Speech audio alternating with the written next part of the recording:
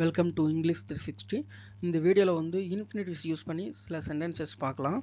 இன்ஃபினிட்டிவ்ஸ்னால் என்னென்னா டூ பக்கத்தில் வந்து வேர்ப் ஒன்று ஃபஸ்ட்டு ஃபார்ம் ஆஃப் வேர்ப் வரும். இதை வந்துச்சுன்னா இதை வந்து நம்ம இன்ஃபினிட்டிவ்ஸ்னு சொல்லுவோம்.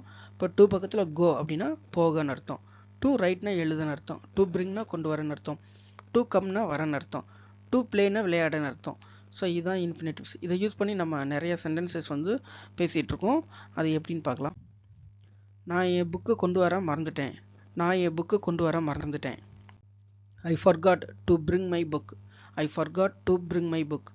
டு பிரிங்னா கொண்டு வரேன்னு அர்த்தம். நான் இமெயில் பண்ண மறந்துட்டேன். I forgot to send the email. To சென்ட்னா அனுப்ப, பண்ண மறந்துட்டேன். வினோத் என் கூட வர மறுத்துட்டான். Vinod refused to come with me.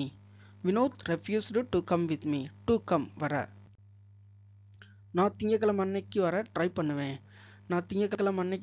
பண்ணுவேன். I will try to come on Monday. நான் உங்ககிட்ட ஒரு விஷயத்தை சொல்ல மறந்துட்டேன். I forgot to tell you something. Doctor 10 நாள் என்ன ரெஸ்ட் எடுக்க அட்வைஸ் பண்ணியிருக்காரு.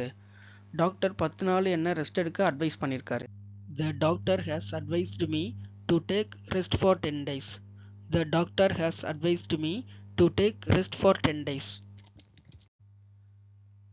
நாங்க யுஎஸ் போக முடிவு செஞ்சிருக்கோம். We have decided to go to the US.